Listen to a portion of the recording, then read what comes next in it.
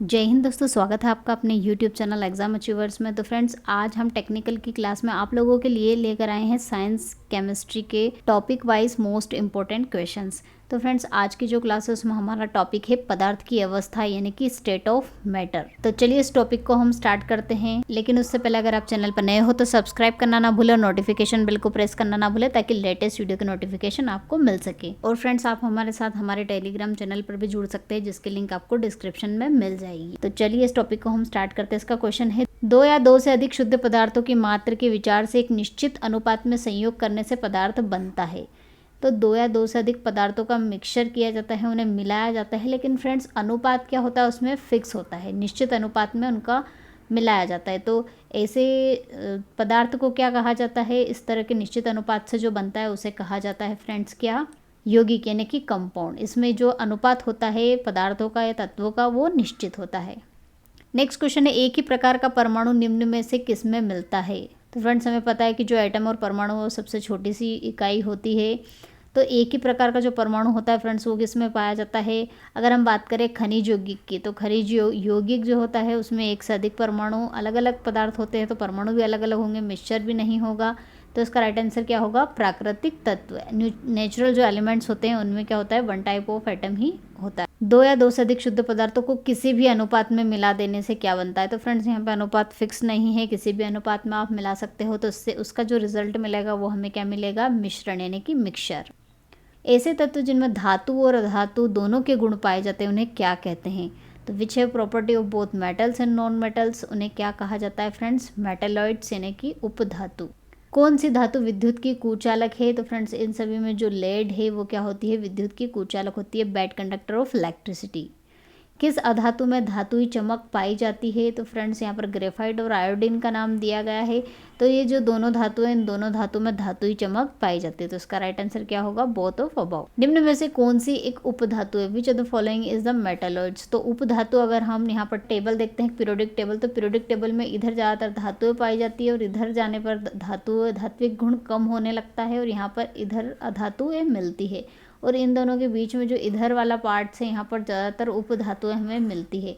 तो उपधातु इसमें आर्सेनिक की बात कर रहे हैं, तो आर्सेनिक कहाँ पर है, आर्सेनिक, एंटीमनी, बिस्मथ, ये जो हैं ये सभी क्या हैं, उपधातु की कैटेगरी में ही आती है, उपधातु वाले पोर्शन में अवेलेबल है। तो इसलिए इसका राइट आंसर क्या होगा, ये सभी धातुएं।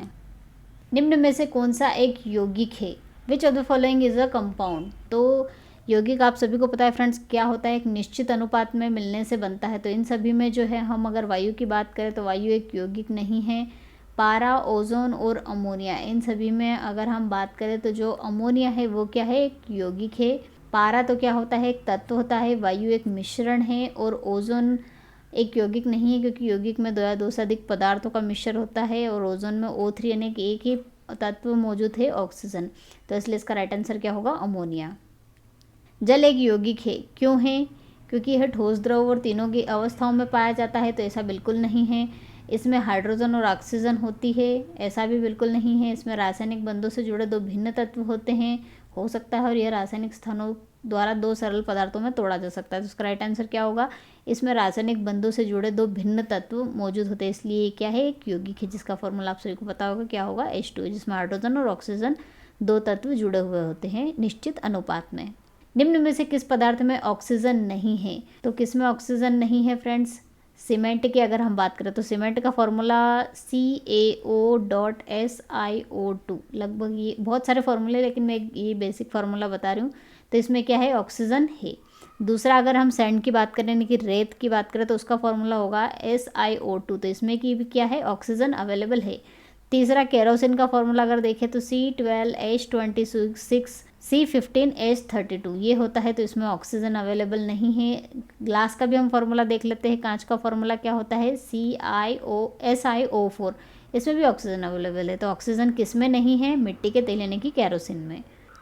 कौन सा पदार्थ प्रकृति में तीनों अवस्थाओं में पाया जाता है, which substances found in nature in all three state. सभी को पता होगा इसका राइट आंसर क्या है, वाटर यानी कि पानी।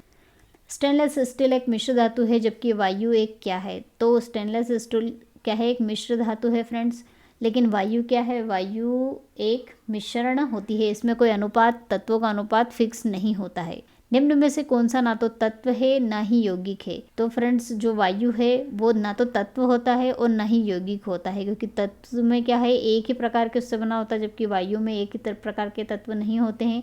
यौगिक क्या होता है, यौगिक दो या दो से अधिक तत्वों का निश्चित अनुपात में मिश्रण होता है, लेकिन वायु में निश्चित अनुपात नहीं होता है, इसलिए ये क्या है, एक मिश्रण है। पदार्थ की चतुर्थ अवस्था कौन सी होती है, बहुत कॉमन क्वेश्चन है, पूछा जाता है, आप सभी को पता है क्या होगी, प्लाज्मा।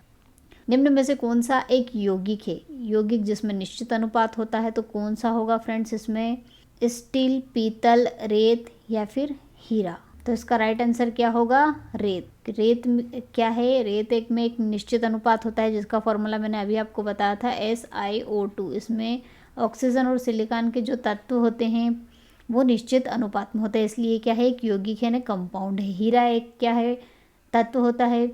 स्टील और पीतल ये मिश्रण है, लेकिन अलॉय है, मिश्र धातु है। इसमें अनुपात फिक्स नहीं होता है कि इसी अनुपात में, इसमें जो अनुपात का जो रेशो है वो चेंज हो जाता है, इसलिए दोनों क्या है, यौगिक नहीं है। विरंजक चूर्ण यानी कि ब्लीचिंग पाउडर क्या है, तो ब्लीचिंग पाउडर का अगर मैं आपको फॉर्मूला बताऊं फ्रेंड्स, तो वो क्या होता है, CaOCl2। तो इसमें क्या है, कैल्शियम, ऑक्सीजन और क्लोरीन सभी का अनुपात फिक्स होता है, इसलिए ब्लीचिंग पाउडर क्या है, एक यौगिक यानी कि कंपाउंड है। निम्न में से कौन सा मिश्रण नहीं है, तो मिश्रण कौन सा नहीं है फ्रेंड्स, मिश्रण वो होता है जिसमें कोई अनुपात फिक्स नहीं होता है। तो इस्पात, पीतल और कांच ये सभी क्या है, मिश्रण है, जबकि जब हम ग्रेफाइट की बात करें तो ये एक मिश्रण नहीं है, एक तत्व है। बारूद क्या होता है, तो बारूद में कोई अनुपात फिक्स नहीं होता है फ्रेंड्स, तो इसलिए क्या है, एक मिश्रण है, मिक्सचर। कोयला है, तो कोयला फ्रेंड्स क्या है, एक तत्व है, ये क्या है, एक तत्व है, क्योंकि इसमें सिर्फ कार्बन ही प्रेजेंट होता है, कार्बन का ही रूप है ये, इसलिए एक तत्व है। हीरा भी क्या है, कार्बन का ही एक रूप है, इसलिए भी क्या है, एक तत्व है। विश्व का प्रत्येक पदार्थ अत्यंत सूक्ष्म कणों से मिलकर बना होता है, यह सर्वप्रथम किसने कहा था, तो जो मैटर है वो किससे बना होता है, पार्टिकल से। ये किसने कहा था, तो आपको नाम इसका याद रहेगा, क्या है फ्रेंड्स, कणाद, और कण से मिलकर बना है, इसलिए इसका नाम कणाद याद रखना बहुत इजी होगा। शुद्ध तत्व कौन सा होता है, which is the pure element, तो प्योर एलिमेंट फ्रेंड्स कौन सा है, सोडियम, जिसका फॉर्मूला आपको पता होगा Na। बाकी कांच, सीमेंट ये सभी क्या है, कंपाउंड है, मिश्रण है, यौगिक है।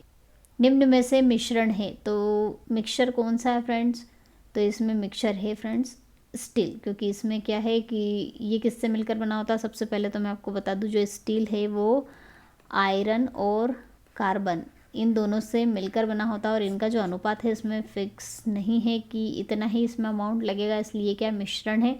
दूध को आप मिक्सचर मत बना दीजिएगा, हाँ पानी डालने के बाद वो मिक्सचर ज़रूर बन जाता है, लेकिन जो उसके ओरिजिनल फार्मूला है तो वो क्या है, मिक्सचर नहीं है। कार्बन मोनोऑक्साइड भी क्या है, कंपाउंड है, ये भी एक कंपाउंड है। बाकी जो मिश्रण की बात करें तो वो क्या है, स्टील यानी कि इस्पात। निम्न में से कौन सा रासायनिक यौगिक है, केमिकल कंपाउंड, तो केमिकल कंपाउंड हो या नॉर्मल कंपाउंड, नॉर्मल कंपाउंड की अगर हम बात करें तो तत्वों या पदार्थों का निश्चित अनुपात से यौगिक बनता है, लेकिन केमिकल कंपाउंड या फिर रासायनिक यौगिक की अगर बात करें तो उसमें जो है केमिकल रिएक्शन से जब पदार्थों को मिलाकर एक केमिकल ही बनता है तो केमिकल कंपाउंड कहा जाता है। तो इसमें क्या है फ्रेंड्स, अमोनिया NH3 ये केमिकल प्रोसेस से बनता है, इसलिए क्या है, एक केमिकल यानी कि रासायनिक यौगिक है। निम्नलिखित में से कौन सी धातु अमलगम नहीं बनाती है, तो सबसे पहले मैं आपको फ्रेंड्स बता दूं कि अमलगम होता क्या है, व्हाट इज़ अमलगम। जो मरकरी होती है Hg, इसके जितने भी मिश्रण होते हैं धातुओं के साथ मिलकर, जब मरकरी को धातु के साथ मिलाया जाता है तो जो मिश्रण बनता है उसे क्या कहा जाता है फ्रेंड्स, अमलगम कहा जाता है। लेकिन ये जो है सभी धातुओं के साथ अमलगम नहीं बनाती है, इसमें जो कुछ धातुएं हैं जैसे कि आयरन है, टंगस्टन, प्लेटिनियम, ये जो धातुएं ये क्या होती है, मरकरी के साथ मिश्रण नहीं बनाती है, अमलगम नहीं बनाती है। तो इसका राइट आंसर क्या होगा, इसमें सभी धातुएं बनाती है लोहे को छोड़ के। तो फ्रेंड्स आज हमने स्टेट ऑफ मैटर यानी कि पदार्थ की अवस्थाओं के जितने possible questions, important possible questions हैं वो सभी आप लोगों के साथ डिस्कस किए हैं। वो वीडियो को पसंद आया तो लाइक करना ना भूलें, चैनल को सब्सक्राइब कर लीजिए और नोटिफिकेशन बेल को प्रेस कर लीजिए ताकि लेटेस्ट वीडियो की नोटिफिकेशन आपको मिल सके। मिलते हैं नेक्स्ट टॉपिक के साथ नेक्स्ट वीडियो में, तब तक के लिए जय हिंद, जय भारत, वंदे मातरम।